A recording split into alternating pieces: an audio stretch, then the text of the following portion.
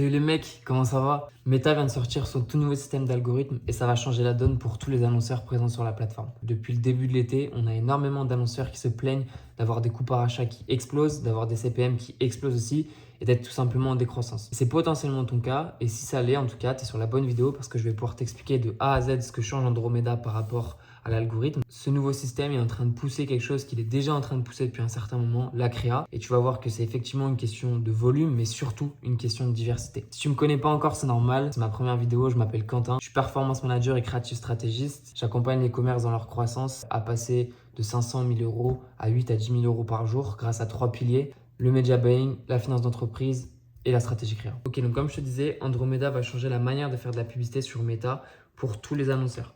Comme je te dis, ça a été mis en place sur tous les comptes dès juillet. Mais ce qu'il faut comprendre, c'est qu'est-ce que c'est réellement? Qu'est-ce que ça change? En fait, c'est un peu ce que je te disais tout à l'heure, c'est que Meta, depuis quelques temps, pousse de plus en plus la créa. On est sorti un peu du rôle de média buyer qu'on avait, dans le sens où avant, il fallait avoir un ciblage très laser au niveau des audiences. Il fallait aller chercher des audiences qui étaient plutôt petites en termes de taille. Mais petit à petit, et c'est pour ça qu'il y a eu le rôle de creative strategist qui a pris énormément d'ampleur ces derniers temps, c'est que Meta nous poussait à aller chercher des audiences qui étaient très larges pour faire un ciblage avec la créa.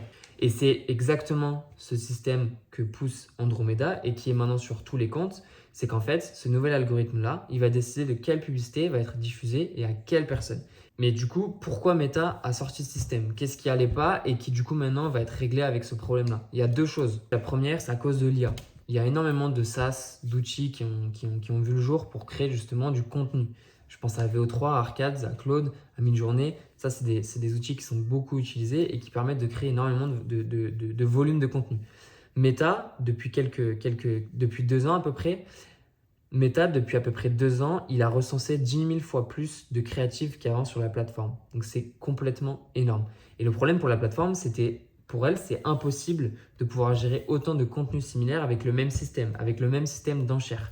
C'est pas du tout possible, il est bridé et en fait, ces outils IA ont permis de pouvoir créer justement ce gros volume de créatives en plus que Meta n'avait pas sur sa plateforme. Quand je parle de contenu similaire, ce qu'il faut comprendre, c'est qu'il faut vraiment repartir des bases et de décomposer la créa. La créa, c'est composé de 3 choses. C'est composé du hook, du core et du CTA. Le hook, forcément, c'est les 3 premières secondes de ta vidéo. Ensuite, le core, c'est après les 3 secondes juste avant la fin de la vidéo. Et ensuite, le CTA, le call to action, c'est vraiment à la fin de la vidéo. Avant, donc, quand on analysait nos créas, on avait justement, avec le breakdown effect, mais j'en parlerai après, quand on mettait toutes les créas dans une même campagne, dans une SC+, ou une CBO, on avait une créa qui sortait du lot et qui prenait l'entièreté du spend. C'est-à-dire qu'en fait, ce que je disais, le breakdown effect, c'était Meta qui considérait que cette créa pouvait supporter autant de spend, autant de dépenses, parce qu'il considérait que cette créa pouvait absorber ces dépenses et pouvoir se permettre d'avoir autant de conversions. Donc la plupart du temps, Meta ne se trompait pas et cette créa avait de bons résultats. Le problème, c'est que quand on analysait nos créas et qu'on voyait qu'on avait de très bons résultats et qu'on regardait au niveau d'analyse très fine, qu'on regardait au niveau du hook rate, etc., on se rendait compte parfois que le hook n'était pas bon. On avait peut-être de très bonnes acquisitions, une très bonne rentabilité, mais on voyait qu'au niveau du hook rate, par exemple, quand on regarde les benchmarks qui sont à 25%, eh ben on voyait que le hook était en dessous de 25%. Donc, qu'est-ce qu'on se disait? On se dit, la créa est très bonne, mais on voit qu'au niveau du hook, on a un problème. Si on pouvait améliorer ce hook rate, améliorer le taux d'accroche qu'on a sur notre créa, et potentiellement, on aurait plus de volume de personnes qui pourraient regarder la vidéo, et donc, par logique, plus de volume d'achat. Et donc, ce qu'on faisait, c'était qu'on se disait, on va aller créer d'autres hooks de variantes pour pouvoir justement tester plein de hooks et voir celui qui a la meilleure accroche et qui garde justement ce taux de conversion-là, ces bons coûts d'acquisition. Et comment on faisait? Avant, on faisait à la main, on écrivait les scripts à la main, sauf que depuis que l'IA est sortie, forcément, on peut faire énormément de volume. Comment? Avec différentes manières dont j'expliquerai dans d'autres vidéos, mais l'IA nous a permis de créer énormément de volume. Aujourd'hui, avec l'IA, on peut aller chercher 200, 300 variations de hooks par jour. Donc vous imaginez ce que ça fait sur une semaine et vous imaginez ce que ça fait sur un mois. Le truc, c'est que, pourquoi je parle de contenu similaire? Parce qu'avant, on se cantinait à seulement changer le hook sans changer le core et le CTA. Parce que vous doutez bien que Meta, pour lui, il considère que le core et le CTA de la vidéo, si ça ne bouge pas, c'est du contenu similaire parce qu'il n'y a que les 3 premières secondes qui changent. Donc en fait, on crée du volume grâce à ces outils-là au niveau des hooks. Donc peut-être qu'on avait 200 hooks, ce qui faisait qu'on avait 200 variantes à tester, donc 200 créas pour nous considérées comme différentes, mais pour la plateforme, pour lui, c'était considéré comme des contenus similaires. Et donc, c'est pour ça que Meta a vu son volume de contenu sur sa plateforme multiplié par 1000. Et donc, en gros, pour résumer, lui, il a voulu changer ça parce qu'en fait, avec son système d'enchères, il ne pouvait absolument pas digérer autant de contenu et forcément, il ne pouvait pas avoir, en termes de dépenses et en termes d'égalité pour toutes les marques, bah, c'était impossible pour elle de pouvoir créer une certaine balance entre les marques qui avaient moins de contenu et les marques qui avaient le plus de contenu. C'est pour ça que récemment, vous avez surtout entendu parler de tout ce qui était volume de contenu, que plus on avait de volume de contenu, plus on pouvait scale. C'est vrai, mais forcément, Meta bloque, entre guillemets, ce contenu avec l'IA. Et la deuxième, c'est analyser et récompenser la variété créative. C'est ultra important et je vais en parler juste après, c'est que Meta maintenant avec ce nouveau système d'algorithme, il va pousser le fait de se diversifier dans son contenu. Quand je parle de variété créative, je parle de chercher des tests au niveau des formats, au niveau des sous-formats. Donc au niveau des formats, on est plutôt sur du carrousel, de la vidéo, du statique. Au niveau du sous-format, on est surtout sur du FGC, du UGC, du motion, du graphique, etc. Au niveau des angles, il y a beaucoup de choses, bénéfices, prix, caractéristiques, etc., etc., etc. Au niveau des désirs, il y en a beaucoup aussi. J'en ferai une autre vidéo à part. Au niveau de l'awareness, il y en a plusieurs aussi. J'en ferai une vidéo à part parce que c'est ultra important.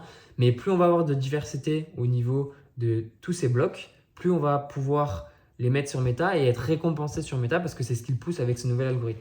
Et donc ça, c'est ultra important et c'est ce qui manquait avant la plateforme. C'est que comme je vous disais, on n'avait pas de variété. On avait juste de la variété au niveau du hook, mais au niveau du core et du CTA, c'était la même chose. Donc Meta considérait qu'en termes de variété, c'était pas assez pour lui. Et donc en gros, c'est pour ça qu'il a sorti ce système, c'est pour défendre et punir ces contenus avec l'IA et défendre la variété créative. Et donc qu'est-ce que ça change réellement pour Meta? Alors avant, comme je disais, on avait vraiment juste le fait de pouvoir lancer une campagne CBO et SC+, où on mettait toutes les créas à l'intérieur. Avec l'apprentissage de Meta, avec toutes les données que Meta avait, Meta faisait son apprentissage et pouvait trouver la créa la plus performante. Et on voyait bien qu'en termes de spend, en fait, elle prenait toutes les dépenses. 90-95% du temps, c'était ce qui se passait. Le problème, c'est que quand cette créa ne fonctionnait plus, quand elle voyait justement ses coûts d'acquisition exploser, sa rentabilité baisser, soit au niveau de ses CPM qui explosent, au niveau de son taux de clic qui commence à baisser, au niveau forcément par logique de ses CPC qui commence à augmenter, et on voyait que cette créa subissait de la fatigue, de la fatigue, et donc forcément le but, c'était de créer une itération au niveau du hook ou au niveau de la créa entière, mais 95% du temps, c'était au niveau du hook parce que c'était plus simple et plus rapide et on pouvait faire plus de volume. Et directement, on changeait cette créa, on la remettait et cette créa repartait parce que c'était le même core et le même call to action, mais juste le fait de changer au niveau du hook, en fait, Meta considérait que c'était un contenu différent à l'époque et il le remettait en tête de dépense. Et c'était ça à chaque fois, c'était un cercle infini. Ça, c'était avant, mais maintenant, ce que ça change, comme je vous expliquais juste avant, c'est que plus il va y avoir de diversité au niveau du contenu, plus Meta va récompenser ça. Et donc en fait, le but, ce que cherche à faire l'algorithme, c'est de créer une homogénéité sur les dépenses. Donc là, on part du principe que c'est une campagne CBO SC+. Et on voit bien que ici, on a plusieurs contenus, on a le même volume de créa, mais on voit qu'au niveau des dépenses, c'est beaucoup plus homogène. On voit que la première créa dépense 10 000, la deuxième 8 000, 4 000, 4 000, 4 000. En fait, Meta va vraiment créer comme je viens de dire, cette homogénéité entre les dépenses pour aller tester chaque message. Et c'est un autre point, c'est que Meta va pousser davantage les messages très spécifiques et va sanctionner les messages très génériques. En gros, Meta lui va vraiment chercher de la diversité. Plus on va faire des messages qui vont être génériques, plus nos messages vont se ressembler entre eux. Alors que si on fait des messages très spécifiques, qui s'adressent à des macro-micro-personnages différents, qui s'adressent à leurs désirs différents, etc., Meta va pouvoir aller, grâce à son nouvel algorithme, Meta va pouvoir aller chercher des pôles d'audience qui vont être qui vont être potentiellement plus petites que ce qu'on peut avoir avec des messages très génériques, parce que ces messages très spécifiques vont s'adresser à des personnes très spécifiques, avec un désir très spécifique. Et donc forcément, ça, Meta, il va le récompenser et il va pouvoir faire un apprentissage qui va être beaucoup plus intéressant et beaucoup plus impactant en termes de résultats. Voilà au niveau des changements. En gros, si je devais résumer, Meta, avant, il poussait davantage des dépenses sur le meilleur hook, le meilleur message, et il délaissait en fait les autres contenus. Ce qui est totalement l'inverse maintenant, où l'objectif, c'est d'avoir le plus de diversité possible en s'adressant à des désirs, des motivations qui vont être très spécifiques et très différenciants, pour que justement Meta puisse aller tester tous ces messages, tous ces désirs différents, et aller chercher justement à créer une homogénéité entre les dépenses de toutes les créas. Ça, c'est vraiment ce qu'ils recherchent et c'est vraiment ce qu'il faut retenir de ce nouveau système d'algorithme d'Andromeda. Et maintenant, comment s'adapter au fonctionnement? Parce que là, je vous ai expliqué toute la partie, comment ça se passe du côté méta, comment ça se passe au niveau du ciblage.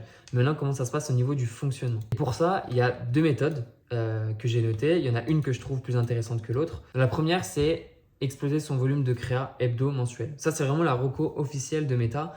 Meta a fait un case sur ça. En gros, il y a un e-commerce qui disait qu'il était passé de 3 à 4 créas donc avant ce système d'algorithme. Donc de 3 à 4 créas par semaine, entre 12 et 16 créas par mois. Ça fonctionnait très bien, son e-commerce fonctionnait très bien. Et après, justement, ce nouveau système d'algorithme, il est passé à 50 créas par semaine, soit 200 créas par mois, pour avoir les mêmes résultats. Parce qu'il expliquait justement qu'avec le nouveau système d'algorithme, quand il est resté à 3-4 créas par semaine, ben en fait, ses résultats étaient en décroissance. Et donc pour ça, pour rééquilibrer, il a dû créer un volume qui est énorme. Et en fait, on voit que cette méthode-là a créé des problèmes parce que forcément, si on doit faire un volume de créa qui est bien plus élevé pour au final avoir les mêmes résultats, ben on a une augmentation du temps passé qui se fait, une augmentation des coûts de production, une augmentation de l'énergie, etc. Enfin, c'est vraiment une accumulation de plusieurs choses pour avoir les mêmes résultats. Donc, c'est pas du tout intéressant. Et forcément, au niveau de la gestion des campagnes, ben, c'est plus une gestion quotidienne qu'on va avoir parce que si on lance autant de volume de visuels, c'est que dans la logique, on a énormément de budget et que forcément, au niveau de la gestion, bah, ça va être forcément une gestion quotidienne, une gestion qui va être beaucoup plus poussée. Le truc, c'est que pour cette méthode-là, ça s'adresse plutôt aux e-commerce qui ont une in-house team, donc une équipe interne qui va pouvoir se permettre d'aller créer autant de volume par mois parce que forcément, ça prend énormément de temps et une personne toute seule dans son e-commerce, c'est quasiment impossible qu'elle puisse créer autant de volume. Et ça s'adresse surtout aux e-commerce qui dépensent au moins, au minimum 200 000 euros par mois. Pourquoi? Parce que pour pouvoir dépenser sur autant de créa, pouvoir lancer autant de créa, bah forcément, il faut que derrière les dépenses puissent suivre. Et la deuxième méthode, c'est d'avoir un volume créa qui est plus petit que 200 créas par mois, en ce qui concerne l'exemple juste avant, mais d'avoir une diversité dans les messages. Le but, c'est d'aller chercher, par exemple, d'aller créer une quinzaine de créas par mois en testant des désirs et des motivations spécifiques différents sur chaque créa et dans chaque message. Et ça, c'est plutôt intéressant parce qu'en faisant de cette manière, on va vraiment aller dans le sens du nouvel algorithme de Meta qui veut pousser la diversité. Et ce qui est ultra intéressant, c'est qu'on n'a pas besoin d'avoir une team interne qui va pouvoir aller créer autant de volume, simplement parce qu'on peut passer par un prestataire ou tout simplement le faire tout seul. Et puis, ce qui est aussi intéressant, c'est que cette méthode-là, elle s'adresse à 90% des commerces en France, en tout cas, parce qu'en France, on n'a pas plus de 10% des commerces qui dépensent plus de 200 000 euros par mois. Mais voilà, pour vous schématiser un peu, imaginons qu'on soit là j'ai mis 6 créas, mais imaginons qu'on soit sur 6 créas mensuels. On a testé 5 messages ou 6 messages différents et on voit qu'il y a un message qui sort du lot.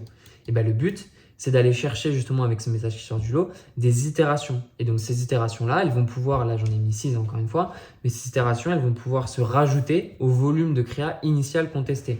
Typiquement, imaginons qu'on soit sur 6 créas mensuels. On voit qu'il y a un message qui performe énormément. On peut créer justement 3 itérations ou 2 itérations, peu importe, sur ce volume de créa, en plus des autres 6 créas qu'on produit mensuellement. Ce qui fait qu'on passe de 6 créas mensuels à 9 créas mensuels avec 3 contenus qui ont des très grandes chances de pouvoir performer puisqu'on repart sur des bases, on repart sur une analyse avec un message qui a très bien performé. Ce qui fait qu'au final, on va avoir plus de chances de pouvoir avoir de bons résultats parce qu'on se base sur des messages qui ont performé.